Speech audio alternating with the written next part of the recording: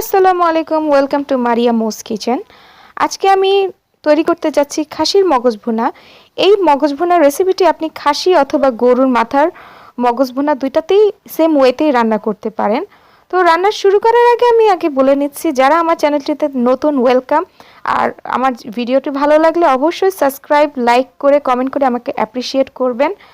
আর তো রেসিপি চলুন শুরু করা যাক। তো মগজ ভুনায় যা যা উপাদান লাগছে আমি বলে দিচ্ছি। আমি এখানে একটা খাসির মাথার একটা আস্ত মগজ নিয়ে নিয়েছি, সেটার উপরে পর্দাটা ফেলে ভালো মতো ধুয়ে ক্লিন করে নিয়েছি।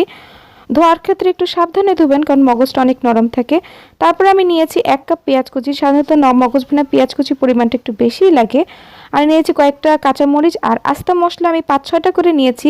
তেজপাতা, দারচিনি, গোলমরিচ, এলাচ, লং, আর পাউডার গুঁড়া 1/2 চা চামচ করে নিয়েছি। ধনিয়া, মরিচের গুঁড়া, গরম মশলা, হলুদের গুঁড়া এবং জিরার গুঁড়া সবই আমি 1/2 চা চামচ করে নিয়েছি।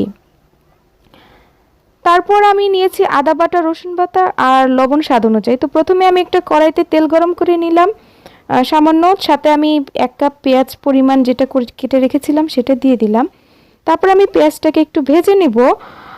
সাথে আমি গরম মশলাগুলো দিয়ে দিচ্ছি পেঁয়াজ আর তেলের সাথে।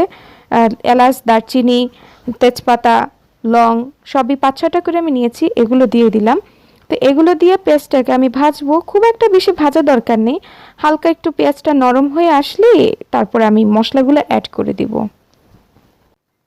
এটা আমার পেঁয়াজটা হালকা ব্রাউন হওয়া শুরু করেছে। এখন আমি 1 চামচ আদা বাটা এবং 1 চামচ রসুন বাটা দিয়ে দিয়েছি। তারপরে এগুলো দিয়ে খুব ভালো মতো মিক্সড করে নিচ্ছি। আদা রসুন বাটাটাকে পেঁয়াজের সাথে একটু ভালো মতো মিশিয়ে নেব, যাতে আদা রসুনের কাঁচা ভাবটা চলে যায় ভেজানোর পর। তারপর সামান্য একটু পানি দিয়ে দিব যাতে একটু পুড়ে না যায়। আদা রসুনটা ভালো মতো কষানোর পরে, কাঁচা ভাবটা দূর হওয়ার পরে আমি ওটার ভিতরে গরম মশলা, যেই মশলাগুলো ছিল গুঁড়া মশলাগুলো, সেই গুঁড়া মশলাগুলো সব কিছুই দিয়ে দিলাম। সবে 1/2 চা চামচ ধনিয়া গুঁড়া, 1/2 চা চামচ হলুদের গুঁড়া, মরিচের গুঁড়া, জিরার গুঁড়া এবং গরম মশলা পাউডার সবই একসাথে দিয়ে ভালো মতো করে সব মশলাগুলোকে একসাথে আমি কষিয়ে নিব। মশলাগুলো হয়েছে কিনা সেটা বোঝার উপায় হচ্ছে কষানো হয়েছে কিনা সেটা থেকে তেল ভেসে উঠবে, তখনই বোঝা যাবে মশলা কষানো হয়ে গিয়েছে। তা আমি এখানে আরেকটু পানি দিয়ে আরেকটু ভালো মতো কষানোতে দিয়ে দিলাম। তারপরে হচ্ছে আমি খাসির মগজটাকে একটা ছোট সিজারের সাহায্যে ছোট ছোট করে টুকরা করে নিচ্ছি। আসলে খাসির মগজ তো খুব দ্রুতই রান্না হয়ে যায়, এজন্য সবচেয়ে বেশি এখানে ইম্পর্টেন্ট সেটা হচ্ছে মশলাটাকে খুব ভালো মতো কষাতে হবে। সেটার উপরে এটার টেস্টটা পুরোপুরি ডিপেন্ড করে। এটা আমার মশলা কষানো তো সম্পূর্ণ রেডি হয়ে গিয়েছে। মশলা থেকে আলাদা করে তেল ছেড়ে দিয়েছে। এখন আমার মশলাটা রেডি। এখন আমি ছোট ছোট কেটে রাখা সেই খাসির মগজগুলো মশলার সাথে মিক্সড করে ফেলবো, কষানো মশলার সাথে। এই তো পরবর্তী স্টেপ সহজ, শুধু এখন নাড়তে হবে এবং ঝোলগুলোকে টেনে নিতে হবে।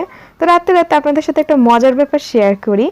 আমার হাজব্যান্ড মগজ ভুনা তরকারি আগে খেত না, এবং আমি তাকে যখন মগজ এনে দিতে বলতাম, সে আমাকে খেপাতো যে খাসির মগজ খেলে খাসির গরুর মতনই ব্রেন হয়ে যাবে, এরকম আর কি খেপাতো।